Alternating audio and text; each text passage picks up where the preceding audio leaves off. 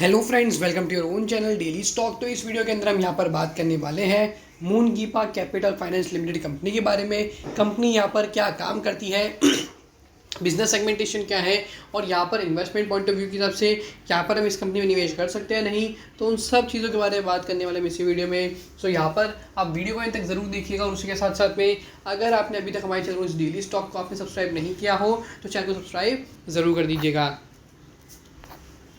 तो यहाँ पर Moongipa capital finance limited company है, जो बिजनेस सेगमेंटेशन है वो यहाँ पर जो है हम जानने ही वाले हैं। बट उसी के साथ साथ में यहाँ पर कंपनी करंटली जो जिस तरह से कैश फ्लोज वर्कआउट हो रहे हैं उसके ऊपर फोकस करेंगे। ऑपरेटिंग, इन्वेस्टिंग, फाइनेंसिंग एक्टिविटीज़ जो है यहाँ पर हमें किस तरह की जो है यहाँ पर हमें देखने को मिल रही है। कंपनी का शेयर प्राइस यहाँ पर हमें जो मार्केट वैल्यूएशन पर ट्रेड कर रहा है share, according to that sentiment also, उस वैल्यूएशन के हिसाब से भी यहाँ पर जो है निवेश करना चाहिए या नहीं। डेफिनेटली प्रमोटर होल्डिंग जो है उसके ऊपर ही फोकस करेंगे। प्रमोटर होल्डिंग जो है इस कंपनी के अंदर कितनी देखने को मिल रही है और क्या ट्रेंड में यहाँ पर हमें जो है होल्डिंग जो है कंपनी का वो यहाँ पर हमें देखने को मिल रहा है, और क्वार्टरली बेसिस पर कंपनी के यहाँ पर किस तरह के नतीजे आ रहे हैं उसके ऊपर बात करने वाले हैं। तो यहाँ पर जिस तरह से नाम आपको यहाँ पर देखने को मिला है, माने कि Moongipa capital finance limited MCFL, इस कंपनी का मेन जो यहाँ पर एस्टेब्लिशमेंट है 1987 के अंदर हुआ है। इस कंपनी का मेन यहाँ पर जो कारोबार है वो यहाँ पर है NBFC, माने कि नॉन बैंकिंग फाइनेंस कंपनी के अंदर यहाँ पर जो है company financial activities, different types of consumer loans as well as micro finance जो होते हैं क्लाइंट्स को प्रोवाइड करती है, और वहाँ से इस कंपनी का मेन जो है यहाँ पर हमें बिजनेस होते हुए देखने को मिलता है। करंटली यहाँ पर जो सबसे अजीब बात यहाँ पर मुझे देखने मिली वो ये कि यहाँ पर करंटली 6.64 करोड़ के मार्केट कैप पर शेयर जो है यहाँ पर ट्रेड हो रहा है। मार्केट कैपिटलाइजेशन डेफिनेटली काफ़ी ज़्यादा कम है, और उसी के साथ में यहाँ पर रिटर्न ऑन कैपिटल एम्प्लॉयड 61% जो यहाँ पर हमें देखने को मिल रहे हैं। बट आई डोंट थिंक यहाँ पर हमें जो है ये जो नंबर है रीजनेबल देखने को मिल रहे हैं। बट डेफिनेटली कंपनी का ROE भी यहाँ पर 49.4% का जो है देखने को मिल रहा है। डेट यहाँ पर है सिर्फ मात्र 30 लाख रुपए का ही डेट है। NBFC कंपनी है, तो यहाँ पर आपको बताओ कि डेट जो है NBFC कंपनीज जो होती है उनके अंदर ज़्यादा होता है, बिकॉज वहाँ से मार्केट से जो है पैसा उठाते हैं और वहाँ से जो है यहाँ पर इस तरह की जो कंपनीज है वो लोन प्रोवाइड करती है, एंड डिपेंडिंग अपॉन दैट वहाँ पर जो है कंपनी अपने अर्निंग जो है बताती है। बुक वैल्यू यहाँ पर 17 रुपये की और 21.8 पर शेयर ट्रेड कर रहा है। हाई प्राइस यहाँ पर 28 का है और लो प्राइस 16 रुपये का जो है देखने को मिल रहा है।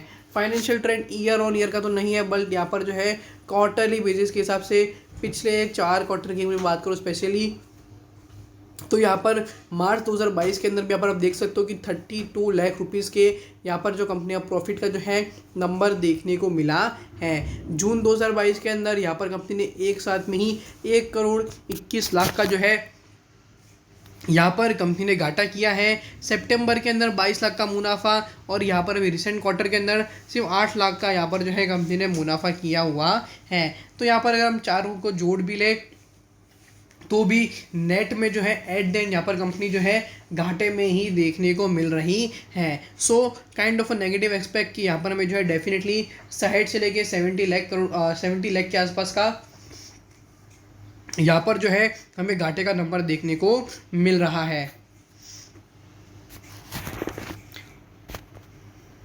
अदर देन दैट यहाँ पर अगर शेयर होल्डिंग पैटर्न की बात करो तो यहाँ पर डेफिनेटली यहाँ पर सबसे पहली बात नेगेटिव जो लगी वो ये है कि यहाँ पर कंपनी का market cap as on the time fact काफ़ी ज़्यादा कम है, और उसके साथ में भी यहाँ पर जो मेजोरिटी होल्डिंग है वो यहाँ पर कंपनी के प्रमोटर्स के पास नहीं पड़ी है। माने कि यहाँ पर 37.38% का ही निवेश जो है यहाँ पर कंपनी के प्रमोटर्स के पास है, और बाकी का जो इन्वेस्टमेंट है वो यहाँ पर पब्लिक में फ्लोट हो रहा है, माने कि 62.62%, और उसके अंदर से भी 3-4% का जो निवेश है वो यहाँ पर बड़े लोगों द्वारा जो है किया गया हुआ है, और बाकी का 58-59% का जो निवेश है वो यहाँ पर रिटेल के अंदर फ्लोट कर रहा है। सो काइंड ऑफ जो यहाँ पर एक तरह से देखते हैं लिक्विडिटी भी काफ़ी ज़्यादा है, और यहाँ पर अगर एकदम से जो है यहाँ पर मार्केट में वॉल्यूम ज़्यादा आ जाती है तो अपन शेयर के अंदर भी काफ़ी ज़्यादा जो है वॉल्टिलिटी देखने को जो है फेस होते हुए देखने को मिलती है।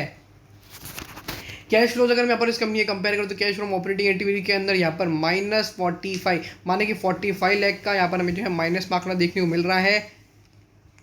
इन्वेस्टिंग के अंदर यहाँ पर पॉजिटिव में 42 लाख का आंकड़ा, और यहाँ पर फाइनेंसिंग है तो कोई भी आंकड़ा देखने को नहीं मिल रहा है।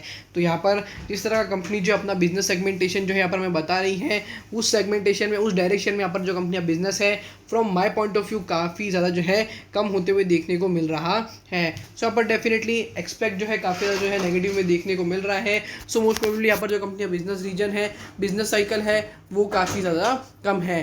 5 साल का हाई प्राइस अगर मैं यहाँ पर बात हो 32.35 का यहाँ पर हमें जो है हाई प्राइस देखने को मिल रहा है। 21.8 पर यहाँ पर हमें जो है शेयर क्लोज होते हुए देखने को मिला है। सो क्वेश्चन ये राइज होता है कि यहाँ पर निवेश किया जाए या फिर नहीं इस कंपनी के अंदर। So the answer is quite simple, यहाँ पर यही है कि यहाँ पर अगर आप रिस्क को जो है यहाँ पर आप हैंडल कर सकते हो, वॉल्टिलिटी को आप यहाँ पर मेंटेन कर सकते हो, तो मेरे हिसाब से शॉर्ट टर्म ड्यूरेशन के हिसाब से यहाँ पर आपको जो है निवेश करना चाहिए, वो भी लॉन्ग टर्म पर्सपेक्टिव के हिसाब से मैं यहाँ पर आपको रिकमेंड नहीं करूँगा as on the time fact company के financials as well as company की प्रमोटर होल्डिंग देखकर। सो होप करता हूँ कि यहाँ पर आपको Moongipa capital finance company के बारे में जो यहाँ पर हमने एनालिसिस किया वो यहाँ पर आपको अच्छी से पता चल गया होगा। वीडियो आपको अच्छा लगा हो तो वीडियो को लाइक शेयर और माय चैनल को सब्सक्राइब करना ना भूलिएगा।